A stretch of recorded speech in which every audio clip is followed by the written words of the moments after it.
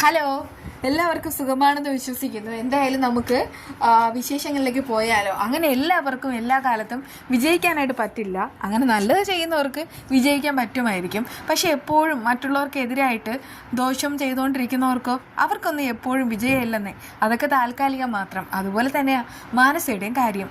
തൻ്റെ മകനെക്കുറിച്ച് തൻ്റെ കൺമുന്നിൽ വെച്ച് തന്നെ അനാഥനാണെന്നും അച്ഛനും അമ്മയും ഇല്ലാത്തവനാണെന്നും ആർക്കും വേണ്ടാത്തവനാണെന്നും അങ്ങനെയൊക്കെ മാനസ വിളിച്ചു പറയുമ്പോൾ എല്ലാം കേട്ടുകൊണ്ട് ആ അമ്മയ്ക്കാണെങ്കിൽ നിൽക്കാൻ കഴിയുമോ? ഒരിക്കലുമില്ല.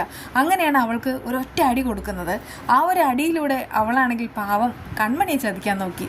എന്താ അവളിങ്ങനെ ചതിക്കാൻ നോക്കിയത്? കൺമണിയെയും വരുണിനെയും ഒരു റൂമിനുള്ളിൽ പൂട്ടിയിടുക. എന്നിട്ടാണെങ്കിൽ അത് കഴിഞ്ഞിട്ട് ആൾക്കാരെയും മീഡിയയും കൂട്ടി വരുത്തുക. അതിനുശേഷം തെളിവ് സഹിതം അവരവിടെ ഉണ്ടെന്ന് ഹാജരാക്കുക. അങ്ങനെയാണെങ്കിൽ കൺമണിയുടെ വിവാഹം നടക്കാൻ ഒത്തിരി പാടായിരിക്കും. ആ സമയത്ത് വരുണ് തന്നെ പറയും, ഞാൻ തന്നെ കൺമണിയെ ഭാര്യയായിട്ട് സ്വീകരിക്കാമെന്ന്. അങ്ങനെയാണെങ്കിൽ അവരുടെ വിവാഹം ലൈവായിട്ട് നടത്താനും കഴിയും. ഇതൊക്കെയായിരുന്നു ഇവളുടെ മാസ്റ്റർ പ്ലാൻ. ഇവളും ഈ വരുണും കൂടെ എന്തൊക്കെ പ്ലാൻ തയ്യാറായിട്ടുണ്ടോ അവസാനം അവർക്ക് അതെല്ലാം എതിരായിട്ടാണ് വന്നിട്ടുള്ളത്. അവൾ അറിയുന്നില്ല, കൃഷി കൂടെ അറിഞ്ഞ കാര്യം. എന്തായാലും കൺമണിയുടെയും മാനസയുടെയും പിന്നാലെ കൃഷിയും കൂടെ വരുന്നുണ്ട്. സാഗറാണെങ്കിൽ ആത്മഹത്യക്ക് ശ്രമിച്ചു. ഒരു സ്ഥലത്തേക്ക് മറ്റൊരിടത്തേക്ക് അത്രയും ദൂരെയുള്ള ഒരു സ്ഥലത്താണ് ആളിങ്ങനെ ഉള്ളത് എന്നൊക്കെ ഇങ്ങനെ പറഞ്ഞിട്ടാണ് കൺമണിയും കുട്ടി അവളിങ്ങനെ പോകുന്നത്. ഇതെല്ലാം വിശ്വസിച്ച് പിന്നാലെ പോകാൻ ഇത് മാനസയല്ല, ഇത് കൺമണിയാണ്. കൺമണിയെ തോൽപ്പിക്കാനായിട്ട് പെട്ടെന്നൊന്നും ആർക്കും ആവില്ല മക്കളെ. കൺമണിയെ അവൾ മിടിക്കുകയാണ്. അതുകൊണ്ട് തന്നെ നമ്മുടെ കൃഷി അവിടെ വരുന്ന സമയത്ത് മാനസാകെ ഷോക്കേറ്റതുപോലെ നിൽക്കുകയാണ്. എന്തായാലും അവിടുന്ന് പോകാൻ അനുവദിക്കാതെ മാനസ ഓരോന്നൊക്കെ ചെയ്ത് കൂട്ടുന്നുണ്ട്. അതിനിടയ്ക്ക് മാനസയുടെ അടുക്കിലേക്ക് ഈ കൃഷി വരികയാണ്. ആ സമയത്ത് തന്നെ ഈ പറയുന്ന വരുണുണ്ടല്ലോ, അവനൊക്കെ പേടിച്ചുരണ്ട് നിൽക്കുന്നു. കാരണമുണ്ട്, മാനസയ്ക്ക് തല്ല് കിട്ടുന്നതിന് മുൻപ് തന്നെ തനിക്ക് തല്ല് കിട്ടും. അത് 100% ഷുവറാണ്. ഇനിയിപ്പോൾ കൈയും കാലും ഒടിഞ്ഞ് ഹോസ്പിറ്റലിൽ പോയി കിടക്കാനൊന്നും വയ്യ എന്നുള്ള മട്ടിലാണ് ഈ വരുൺ നിൽക്കുന്നത്. പിന്നെ വരുണിൻ്റെ സ്വഭാവം നമുക്കറിയാമല്ലോ. കൺമണിയെ കിട്ടുമെന്ന് പറഞ്ഞാൽ അവനാണെങ്കിൽ എന്തിനും ഏതിനും തയ്യാറായിട്ട് തന്നെ വരും. ഇവിടെ അങ്ങനെ തന്നെയാണ് മാനസയുടെ ചതി അറിയാതെ വന്നത്. പക്ഷേ കൃഷി കൈവച്ചു കേട്ടോ. കൃഷിൻ്റെ കൂടെ രണ്ടുപേരും കൂടെ ഉണ്ടായിരുന്നു. മാനസയ്ക്ക് നന്നായിട്ട് തന്നെ കിട്ടി. ഇത് മാനസ ഒട്ടും പ്രതീക്ഷിക്കാത്തത്. അവൾക്കാണെങ്കിൽ ഇന്ന് അടിയുടെ പൂരം പൊടിയേരി കഞ്ഞി എന്ന് പറയുന്നത് പോലെയാണ് ഇന്ന് കാര്യം നടന്നത്.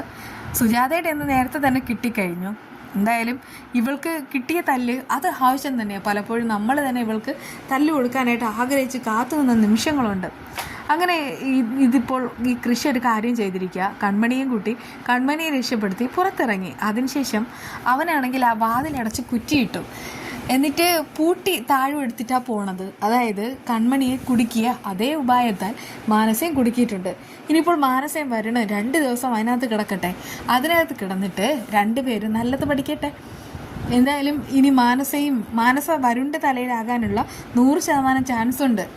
എന്നാൽ മാനസയാണെങ്കിൽ കൃഷിനെ ഇനി കൺമണിക്ക് കിട്ടില്ല എന്നൊക്കെ പറഞ്ഞ് വിളിച്ചിട്ടാണ് കൺമണിയോട് സംസാരിച്ചുകൊണ്ടിരുന്നത്. അതിനിടയ്ക്കാണ് ഇങ്ങനെ ഒരു സംഭവം ഉണ്ടാവുന്നത് തന്നെ. എന്തൊക്കെയായാലും ശരി, മാനസയ്ക്ക് പണി കിട്ടി, ഒരു കിടുക്കാച്ചി പണി. എന്നാൽ സമയമായിട്ട് മാനസയെ കാണുന്നതേ ഇല്ല. ആ സമയത്ത് ജയമോഹനാണെങ്കിൽ ഭയങ്കരമായിട്ട് ടെൻഷനാവാണേ. പക്ഷെ ഹേമ കുറേ ദിവസമായിട്ട് പറയുന്നൊരു കാര്യമുണ്ട്, ഇങ്ങനെ അഴിച്ചുവിട്ടാൽ നിങ്ങളുടെ മകൾ വഴിതെറ്റി പോകുമെന്ന്.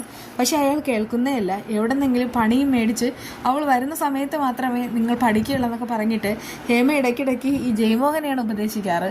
എന്താണെന്നറിയില്ല, കുറച്ച് ദിവസമായിട്ട് ഹേമയ്ക്ക് ഭയങ്കരമായിട്ട് മാറ്റം. പക്ഷെ ജയമോഹനാണെങ്കിൽ പൊട്ട ബുദ്ധിയായിട്ട് നടക്കുകയാണ്. അങ്ങനെ ഇനിയിപ്പോൾ നോക്കിക്കോ, ഇനിയാണ് കളി കാര്യമാവാൻ പോകുന്നത്. പിന്നെ ഈ മാനസയും ഭരണവും കൂടെ അതിനകത്തുള്ളത് കൺമണിയും കൃഷിയും കൂടെ ലോകമെമ്പാടും കാണിക്കുകയും ചെയ്യും. അതിലൂടെ മാനസയ്ക്ക് ഒരൊറ്റ ഓപ്ഷൻ മാത്രമേ ബാക്കി ഉണ്ടാവുകയുള്ളൂ. അതായത് കൃപയുടെ ആ ഒരു വീഡിയോ ഉണ്ടല്ലോ, അതാണെങ്കിൽ ഉറപ്പായിട്ടും അവൾക്ക് തന്നെ ഡിലീറ്റ് ആക്കേണ്ടി വരും. ഡിലീറ്റ് ആക്കിയില്ലെങ്കിൽ അത് എന്താ വേണ്ടതെന്ന് അവർക്കറിയാം. അതായത് ഈ മാനസയ്ക്കാണെങ്കിൽ ഇനി അങ്ങോട്ട് അധികകാലം മുന്നോട്ട് പോകാൻ പറ്റില്ല. ഇതിലൂടെ തന്നെയായിരിക്കും കൃഷി ഇപ്പോൾ എല്ലാം കൈപ്പറ്റാനായിട്ട് പോകുന്നത്. മാനസ ഇവിടെ ഉണ്ടെന്നുള്ള കാര്യം ജയമോഹനെ അറിയിച്ചാൽ മതിയല്ലോ. എന്തായാലും ഈ ഒരു വാർത്ത വൈറലാക്കണമോ അതോ ആ സ്വത്തുക്കളെല്ലാം തിരിച്ചെഴുതി തരുമോ, അങ്ങനെയുള്ള ഒരു ഓപ്ഷൻ വെച്ചാൽ ജയമോഹന് മകളെ രക്ഷിക്കാൻ വേണ്ടിയിട്ട് ഇതും ചെയ്യാൻ പറ്റും. അയാളുടെ സ്വത്തും കൂടെ ഈ സാഗറിൻ്റെ പേര് എഴുതി വെക്കാനും പറ്റും. ഇതൊക്കെയാണ് ഇനി നടക്കാനായിട്ട് പോകുന്നത്. എന്നാലും അടിപൊളിയാണ്. നമുക്കിനി ഒരു ദിവസം കൂടെ വെയിറ്റ് ചെയ്യേണ്ടി വരും. പിന്നെ ഞാൻ ഈ കാണിച്ചിരിക്കുന്ന ഈ ഒരു വീഡിയോ ഉണ്ടല്ലോ, ഇതാണെങ്കിൽ ഭയങ്കര എളുപ്പമുള്ള ഒരു മുട്ടക്കറിയാണ്. അതായത് കുക്കർ വയ്ക്കുക, അതിനുശേഷം നമ്മുടെ മസാലപ്പൊടികളുണ്ടല്ലോ അതെല്ലാം കൂടെ ഒന്ന് ചൂടാക്കുക, അതായത് പച്ചമണം മാറുന്നത് വരെ. അതിനുശേഷം സവാളയും അതുപോലെ തന്നെ വെളുത്തുള്ളി ഇടുക, പിന്നെ കറിവേപ്പില, ഇത്ര ഇട്ടിട്ട് കുറച്ച് വഴട്ടുക, പിന്നെ കുറച്ച് വെള്ളം ഒഴിക്കുക.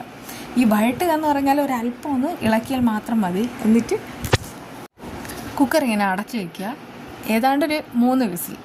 അത് കഴിഞ്ഞിട്ട് അതങ്ങ് ഓപ്പൺ ചെയ്ത് നോക്കുക. വേണമെങ്കിൽ കുറച്ച് വെള്ളം ഒഴിച്ചു കൊടുക്കുക, ഒരല്പം ചൂടുവെള്ളം ഒഴിച്ചു കൊടുത്തിട്ട് ഒരു തക്കാളിയും കൂടെ ഇട്ട് ഒരു 2 മിനിറ്റ് ഒന്ന് സോഫ്റ്റ് ആവുന്നവരെ ചെറുതീയിൽ വയ്ക്കുക. പിന്നീട് നമ്മുടെ മുട്ടയിട്ട് ഇളക്കിയെടുക്കാം. പിന്നീട് നമ്മളിങ്ങനെ സവാളയിട്ട് വഴറ്റി മെനക്കിടെ ഒന്നും വേണ്ട, അടിപൊളിയാണ് കേട്ടോ. പിന്നെ നമുക്ക് പെട്ടെന്ന് ഒരു മുട്ടക്കറി വയ്ക്കണമെന്നുണ്ടെങ്കിൽ ഇതൊരു ഒറ്റ ഓപ്ഷനാണ്. ഞാനിത് ട്രൈ ചെയ്തുകൊണ്ടിരിക്കുകയാണ്. എന്നാൽ പിന്നെ ഒന്ന് ട്രൈ ചെയ്ത് നോക്കും.